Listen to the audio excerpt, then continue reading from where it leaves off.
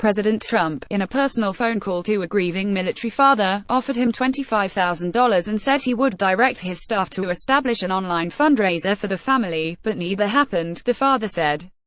Chris Baldridge, the father of Army Sergeant Dylan Baldridge, said that Trump called him at his home in Zebulon, NC, a few weeks after his 22-year-old son and two fellow soldiers were fatally shot by an Afghan police officer on June 10. Their phone conversation lasted about 15 minutes, Baldridge said, and centered for a time on the father's struggle with the manner in which his son was killed, shot by someone he was training. "I said, me and my wife would rather our son died in trench warfare," Baldridge said. "I feel like he got murdered over there." Trump's offer of $25,000 adds a dimension to his relationships with Gold Star families, and the disclosure follows questions about how often the president has called or written to the parents or spouses of those killed. Chris Baldridge and his son Dylan Baldridge. Family photo. The Washington Post contacted the White House about Baldridge's account on Wednesday morning. Officials declined to discuss the events in detail. But in a statement Wednesday afternoon, White House spokeswoman Lindsay Walters said the check has been sent. "It's disgusting that the media is taking something that should be recognized as a generous and sincere gesture, made privately by the president, and using it to advance the media's biased agenda."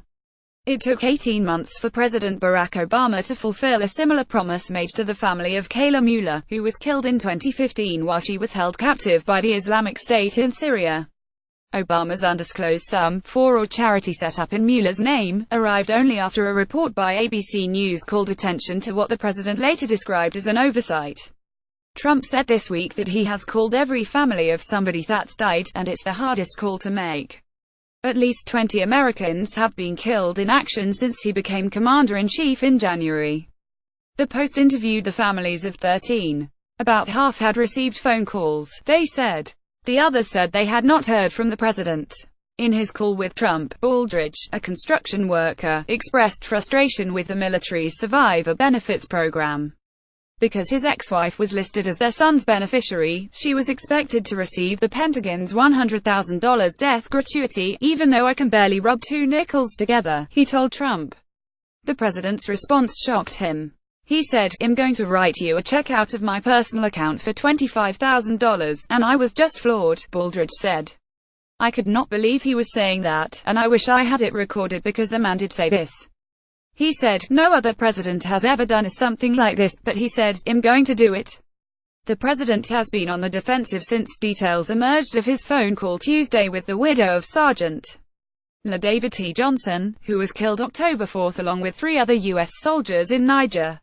After not addressing the incident for 12 days, Trump on Monday falsely claimed that previous presidents never or rarely called the families of fallen service members.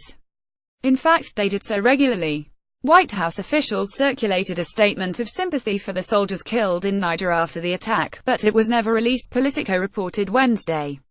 It is not clear why the statement was never released, but it was prepared when the Pentagon had said only that 3 soldiers were killed and before officials disclosed that a 4th soldier, Johnson, also was killed. His body was recovered October 6, 2 days after the attack. Rep. Frederica S. Wilson DFLA, said Trump called Johnson's widow, Myshia Johnson, on Tuesday and said her husband knew what he was signing up for, but I guess it hurts anyway. Wilson was riding in a limousine with the widow and said she heard the conversation on speakerphone.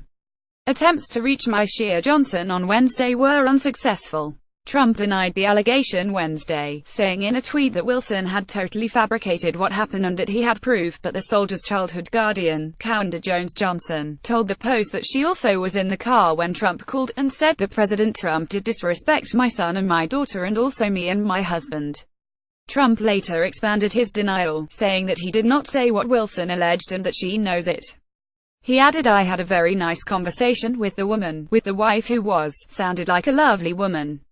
Did not say what the congresswoman said, and most people aren't too surprised to hear that." White House Press Secretary Sarah Huckabee Sanders defended the president, saying in a news briefing that Trump was completely respectful during the call. Several White House officials, including Chief of Staff John F. Kelly, were in the room at the time, she said. In all, 7 Gold Star families contacted by the Post said they have had phone conversations with Trump.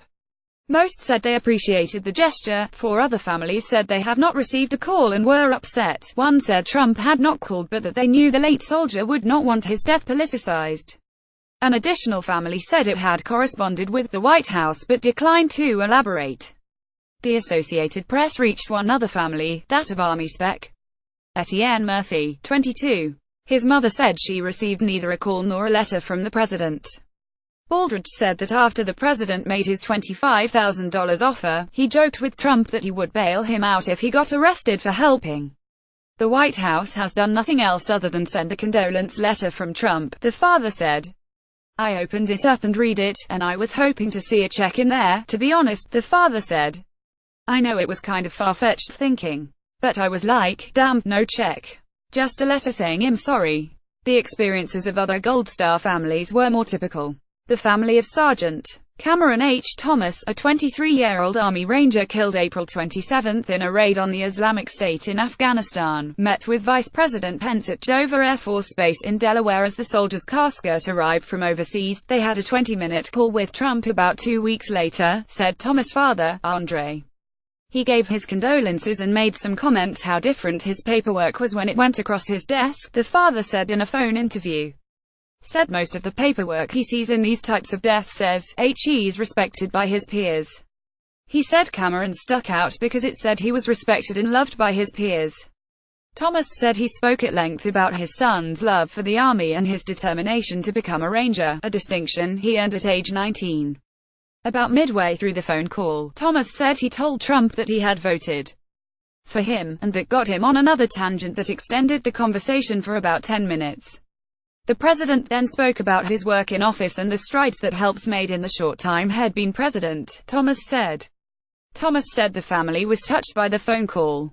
The father of a Mormon family with 12 children, 7 of them adopted, Thomas said he was concerned about the attention that his son's death could bring.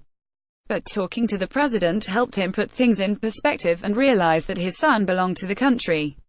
Politics is politics, and maybe some people wouldn't care to hear from him, he said. But putting politics aside, it does mean a lot to a family, their child.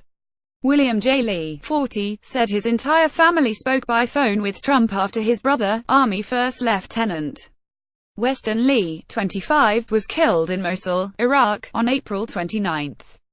He was very cordial and very nice, Lee said, of the call, which he said lasted about 5 or 6 minutes. Lee said the president spoke to them about how impressive my brother was, how he had read the reports, reading everything about Weston, and he could tell you how amazing he was. And talking to us, he could tell you how strong we were and how strong he must have been. We were all pretty devastated.